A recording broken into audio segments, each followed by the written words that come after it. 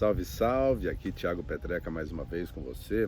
Sempre agradeço a oportunidade de poder falar contigo, embora essas conversas não aconteçam de forma síncrona, né, ao vivo. Ainda assim é importante esse agradecimento, porque você dispensa aí um certo tempo para poder me ouvir. Em alguns casos, inclusive, fazer alguns comentários, contribuir. E quando gosta, obviamente, partilhar. E nesse sentido, antes que eu continue, assina o canal, né? Clica lá em inscrever-se, tem um sininho, clica no sininho e se você gosta, se você aprecia aquilo que eu trago para você, compartilha com outras pessoas para que a gente possa fazer com que a mensagem alcance mais pessoas e, obviamente, para que ela tenha a chance, para que ela tenha a oportunidade de germinar bons frutos, né? Cada vídeo que a gente vê é como sementes, né, que trazem de certa maneira um potencial, mas nem todas as sementes elas encontram necessariamente um terreno adequado ou um momento adequado para sua aplicação. E não basta somente a aplicação, né? A gente tem que regar, tem que trabalhar em cima para que então essa semente possa germinar, para que essa semente possa de fato trazer a oportunidade do meio através do qual um fruto de fato pode acontecer. Espero que alguns dos vídeos, ou pelo menos um dos vídeos que eu tenho partilhado contigo, tenha tido esta oportunidade de encontrar em você ou nas pessoas para quem você partilhou os vídeos, um terreno apropriado, fertilizado no momento adequado, né, na estação do ano adequada para que essa sementinha possa germinar. No vídeo de hoje, o que eu quero trazer para você é a lógica da coerência para a adaptação e a sobrevivência das empresas. E aí a gente está falando de empresas dos mais diversos tamanhos, porque filosoficamente esse conceito, esta ideia, essa análise que eu quero trazer para você, ela é regente para qualquer tamanho de empresa, porque vai depender muito da questão da liderança, que é um tema central aqui do meu canal e é um tema fundamental para que a gente possa tanto constituir uma estrutura robusta para que a empresa se perpetue, assim como para que ela possa responder adequadamente às demandas do mercado, às demandas da situação presente, tenha competência suficiente para, no fim das contas, se adaptar. O problema que eu queria partilhar contigo, que é o nosso epicentro aqui dessa nossa conversa de hoje, ela pode ser traduzida numa frase que, principalmente como clientes, a gente acaba ouvindo muito dos nossos fornecedores, das lojas e etc., e até mesmo dentro das próprias companhias, que é o famoso "o sistema não me permite". Olha só que interessante, né? Quando a gente pensa nessa história do "o sistema não me permite", pode ser tanto para a implementação de um projeto, para a condução de um processo dentro da companhia, ou simplesmente quando você quer comprar alguma coisa em uma loja. Por exemplo, eu estive em um cinema com o meu filho e um amigo dele, a gente foi assistir Batman, né? O lançamento lá do Batman, com Robert Pattinson, se não me engano, e eles tinham um combo, né? E esse combo, ele tinha uma caneca, um copo bem bacana, bem diferentão, vinha com M&M's lá, os docinhos, e vinha com um potão de pipoca e duas bebidas. Olha que interessante. Esse combo, se eu não me engano, ele custava R$ 89, uma pancada, né? Mas enfim, era o combo.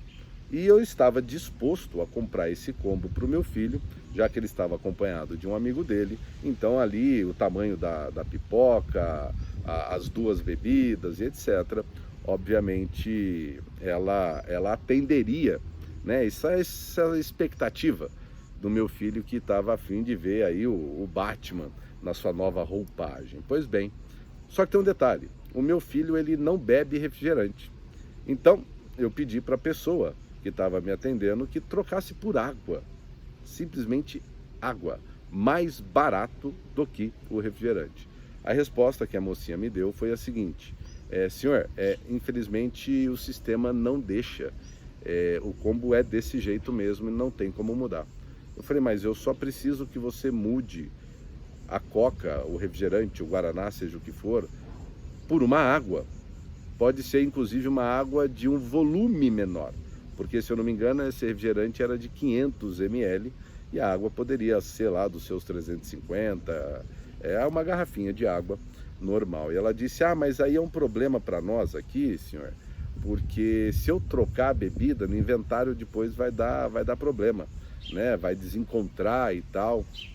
Eu fiquei pensando comigo, né? Até verbalizei isso. Eu falei, poxa, então quer dizer que o sistema, né, implantado para vender esse combo, ele é mais importante do que o cliente, né? O cliente ficou em segundo plano. No final das contas, era um produto de R$ 89 e eu acabei comprando algumas coisas para eles ali que me custou em torno de R$ 50, alguma coisa nesse sentido. Atendi a vontade do meu filho pela pipoca, pela água, do coleguinha dele, e obviamente não levaram a caneca do Batman, mas enfim, dentro dessa circunstância passou a ser irrelevante. Porém, a experiência para o cliente ela foi muito ruim. Ela foi ruim porque, como cliente, a gente se sente menosprezado pelo sistema que a empresa criou. O McDonald's, eu já vi fazer, e é uma coisa curiosa, né? Eu já vi no McDonald's acontecer isso. Em algumas lojas, a gente vê que quem está atendendo não deixa trocar bebida. E eu já vi, já como cliente, vi que trocaram sem problema algum. Eu simplesmente falei, a bebida desse combo, desse pacote, eu gostaria que fosse água. Meu filho não bebe refrigerante e muito pouco ele bebe suco. Ele prefere, em todas, ou na grande maioria das circunstâncias, beber água. O que eu acho sensacional. Agora, a empresa de cinema que eu visitei colocou o seu sistema à frente do cliente, né? Nos subjugou como cliente porque o sistema era mais importante. E a pessoa não tinha a menor autonomia para inovar, para criar, para atender e colocar de fato o cliente em primeiro lugar. Isso é uma pena, né? Isso é um dó, é uma tristeza grande, porque se repete, né? E eu fico imaginando, poxa, a empresa perdeu uma venda de R$ 89 para ficar com uma de R$ 50. Não sei se a margem de lucro ali vai mudar tanto assim, mas de qualquer maneira perdeu uma venda de faturamento, de valor final maior, né, de preço final maior. Como eu disse, não sei qual é a margem entre um e outro, mas perdeu uma venda de faturamento maior e deixou o cliente insatisfeito, né? Deixou o cliente realmente entristecido por conta de não ter sido atendido. Algo que na cabeça do cliente é algo muito simples, tá? Então eu elenquei aqui para vocês 6 elementos que é importante a gente dar uma olhada. Não se restringe, tá? Essa lista não é exaustiva, essa é uma lista apenas exemplar. Quando a gente tem esta situação de quando o sistema é mais importante do que o cliente, é mais importante do que a adaptação, ela é mais importante do que a inovação, ela é mais importante do que o colaborador. Então, quando a gente tem essa situação de que, entre aspas, o sistema não me permite fazer isso, senhor, fecha aspas, a gente tem alguns efeitos desse processo, né? Então, por exemplo, a gente cria uma falsa segurança. O que eu quero dizer com criar uma falsa segurança? Eu vou trazer mais 5, além dessa que eu estou te falando agora, tá? Quando a gente pensa em criar falsa segurança, é uma segurança do controle, é uma segurança diretamente relacionada à questão do controle financeiro, do fluxo de caixa, de estoque. Sensacional, obviamente faz todo sentido e está dentro de um conceito de gestão. É importante que se tenha a gestão muito bem processuada, ou seja, o processo que mantém a estrutura operacional em andamento. Porém, é uma falsa segurança porque talvez essa estrutura esteja antiquada, talvez esta estrutura não esteja mais atendendo às demandas presentes, tanto dos colaboradores como do mercado, ou até mesmo, se a gente ampliar, dos stakeholders. O segundo item que eu levantei para você é a gente cria uma muleta e um grande repositório de desculpas. A gente precisa ser bastante realista, que tem muitos funcionários que simplesmente estão lá para receber o seu contra-cheque. Estão lá para fazer somente e exclusivamente fazer aquilo que é pedido para ser feito, que é ordenado para ser feito, que é mandado para ser feito. Ou seja, está lá operando quase como que um robô, né? Em alguns casos até pode demandar intelecto, mas no final das contas está lá para fazer somente o que tem que ser feito. Algum problema com isso? Bom, se você quer manter aquilo que precisa ser feito sendo feito, não tem problema algum. Agora, se você precisa que alguma coisa diferente aconteça, e aí sim você vai ter um movimento que não seja aquele em que estes colaboradores encontram um contexto para que se sintam motivados a expressar o seu melhor. É muito interessante. Então a pessoa já vai, né, só para cumprir o que tem que ser cumprido. E o sistema coloca essa pessoa com uma série de desculpas, dizendo, isso não dá para fazer porque a regra da casa é essa, o sistema da casa é esse, e você que é líder, ou você inclusive que é líder, sendo fornecedor de algumas outras empresas, já deve ter se deparado com situações em que, dependendo com quem você fala, a regra muda, e geralmente tem a ver com o grau de influência dentro dessa empresa. Porém, é uma quebra de regra que, digamos assim, ela não é muito legal, né? Ela é motivada por uma questão mais egóica, ou por uma questão mais de poder propriamente dito. Você sabe do que eu estou te falando. O terceiro item diz respeito a impedir a inovação. Bom, por questões que estão relacionadas a esse item, obviamente eu preciso ter um contexto cujas regras, cujas políticas, elas abarcam, elas permitem um mindset inovador estar acontecendo. Não se trata apenas de você ter uma bolha dentro da empresa e dentro desta bolha você promove contextos de inovação. Isso não tem problema, pode acontecer.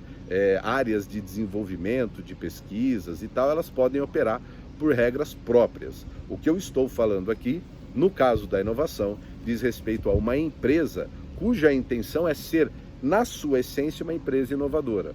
Então, as regras, elas precisam estar acolhendo estas demandas de inovação. E quando a gente pensa nisso, por exemplo, imagina que você precisa seguir uma regra, seguir um processo para implementar um projeto ou para atender um cliente, e no meio deste processo de atendimento surge uma oportunidade de testar alguma coisa, né? Então, é muito comum que, ao invés de se testar por questões de custo ou por questões de risco e até mesmo de segurança, esta ideia precisa voltar para o cerne da empresa, ser avaliada para então depois ser implementada. Porém, não necessariamente esse processo precisa acontecer. Pode ser que naquele momento a oportunidade surgiu, eu vou lá e troco o refrigerante pela água e simplesmente depois eu vou ver como é que eu faço isso no inventário. Eu dou os meus pulos, mas se eu encontro uma pessoa que está lá somente para fazer o que é mandada fazer, não tem nem sequer a inspiração ou a motivação para contribuir com o processo de inovação, o sistema vai continuar lindamente funcionando, ou melhor dizendo, aparentemente funcionando. O que não quer dizer que a empresa está saudável no médio e longo prazo, dadas as demandas e necessidades de adaptação que, através da inovação, a gente poderia conseguir resolver.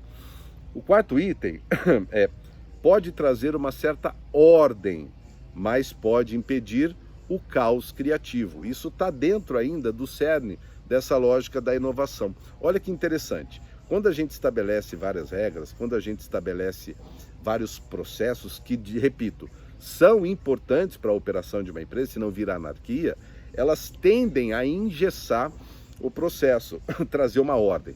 Porém, empresa, tanto internamente como no mercado a que ela pertence, estão situados em um sistema complexo.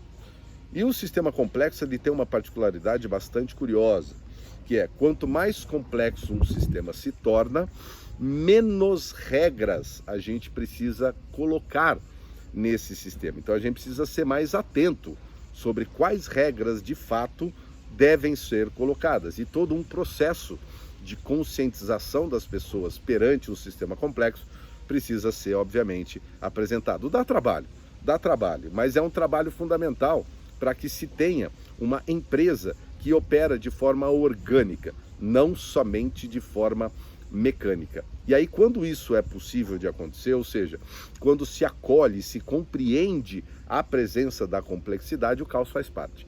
E o caos, ele tem o seu papel criativo, ele traz estes desafios, ele traz novas interações nas variáveis essas de processos, de pessoas, de contatos relacionais entre clientes e empresas, entre pares dentro de uma empresa, entre chefia, entre líder e liderado.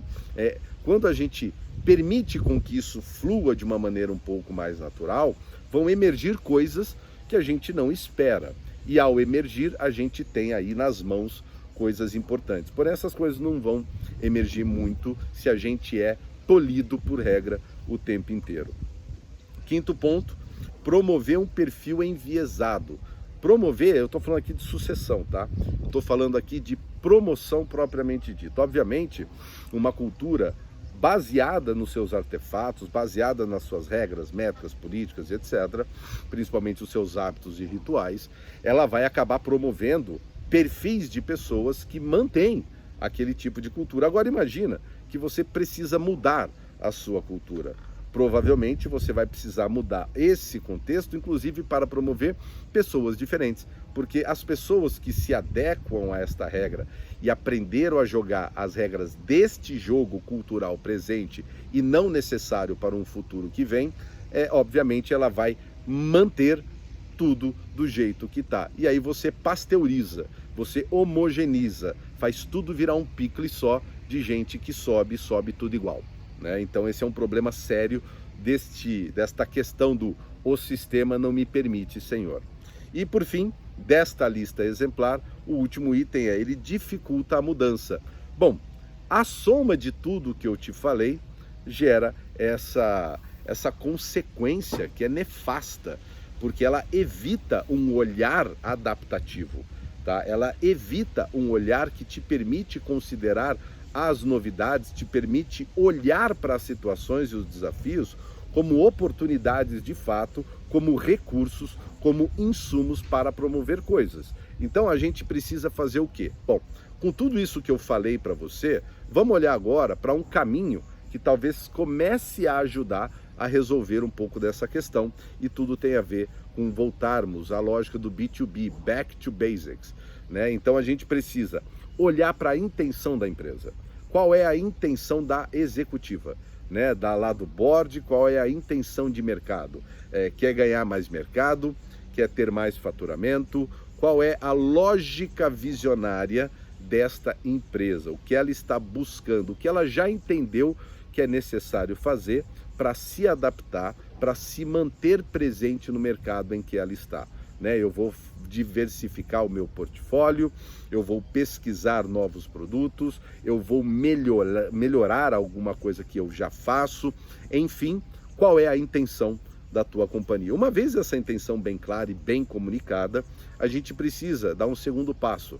A gente precisa olhar para as políticas, para as regras, para as métricas, para os hábitos, para os rituais, e perguntar para esses caras todos aqui o quanto eles permitem com que esta intenção postada, com esta intenção postulada, de fato venha a crescer. Voltando à lógica da semeadura, aonde eu pego a semente e coloco no terreno, eu quero um fruto diferente. Então eu terei sementes diferentes e talvez eu precise de terrenos diferentes. Mas se o meu terreno, o terreno da política, da regra, da métrica, do hábito, dos rituais, permanecem os mesmos, eu tenderei a entregar somente sementes, ou promover a oportunidade das mesmas sementes frutificarem.